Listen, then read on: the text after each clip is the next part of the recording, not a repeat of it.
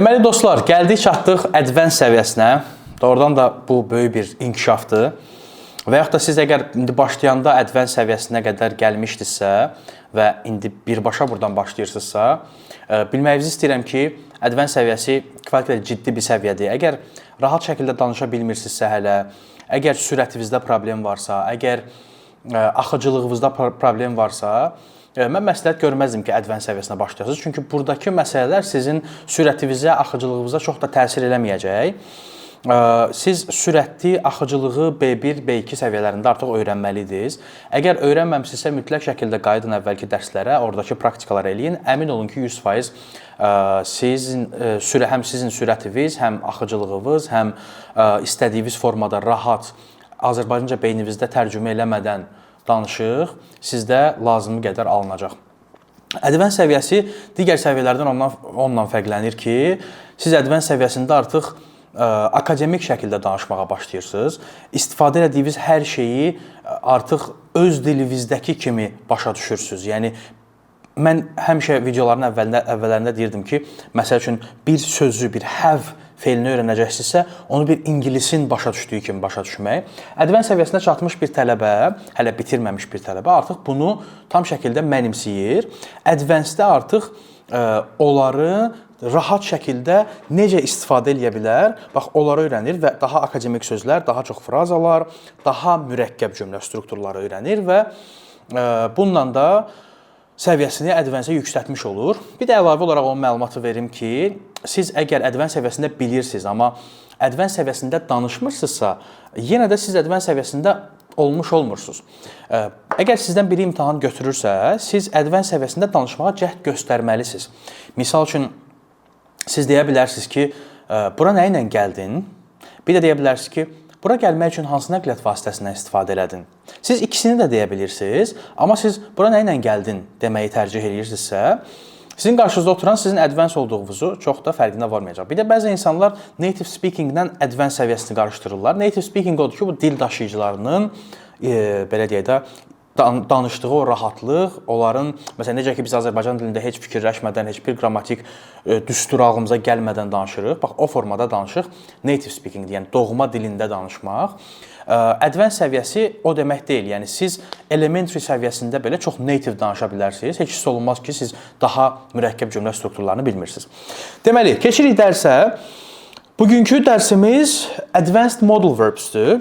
Yəni, modal feilləri zaten bilirik. Onların üzərindən bir də keçəcəyik, daha onları möhkəmləndirib, daha da gücləndirmək üçün və əlavə modal feillər öyrənmiş olacağıq. Bunları mən qeydlərdə görəcəksiniz ki, bölmüşəm bir neçə hissələrə. Burada var, ümumi modal feillərin siyahısını görürsünüz. Məsələn, orada var can, could, may, must, shall, should, will, would və ought to və aşağıda daha çoxu var əslində. Burada, misal üçün, məcburiyyət və vacibliyi bildirənlər var. Baxın, siz onu, məsəl üçün, birinə you must go deyəndə artıq o must'ın nə qədər vacib olduğunu beyninizdə must vaciblik bildirirdi deyə düşünmək yox. Yəni, o must'ın necə ki, mən sizə dur ayağa deyirəmsə, bu sizdə bir belə qəribə bir hiss yaradırsa ki, bu niyə mənim üstümə qışqırdı? Bax, you must go deyəndə də intonasiyavız və yaxud da səsinizin sərtliyi yüksək olmasa belə, o hissi sizdə yaratmalıdır. Necə ki, vulqar söz istifadə edəndə adam belə utanır ki, bu nə söz idi, kimsə istifadə elədi. Bax, must'ın da öz mahiyyətini o formada, nəinki must'ın, hətta have to-nun da və onun aşağısında əlavə bir modal feil görürsünüz, need to-nun da vacibliyini, məcburiyyət bildirdiyini o formada başa düşməlisiniz. Have to necədirsə, must da o formada, need to da o formadadır. Need to, biraz adından göründüyü kimi, sənin belə bir şey eləməyə ehtiyacın var kimi. Bu biz istifadə eləsək Azərbaycan ilə biraz daha məsləhət xarakterli görsənək ki, sən ingilis öyrənməyə ehtiyacın var. Amma onlar you need to go o deməkdir ki, yəni bir şeyə ehtiyacın varsa, sən bunu mütləq eləməlisən. O formada ağlınızda saxlaya bilərsiniz və burada verilən misal da you need to call your boss.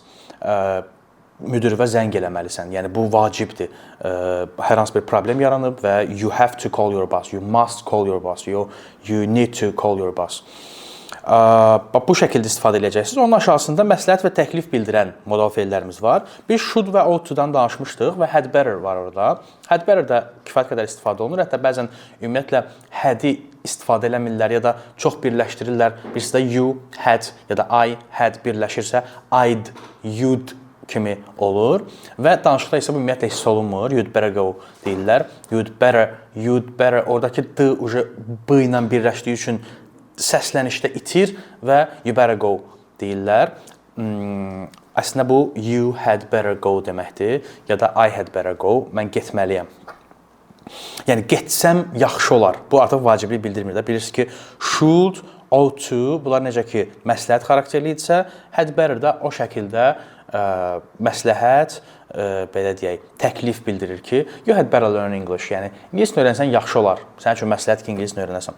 Və onun aşağısında ehtimal və yaxud da mümkünlük, mümkünsüzlük bildirən may, might var. Bunlar haqqında biz zaten əvvəlki dərslərdə danışmışdıq.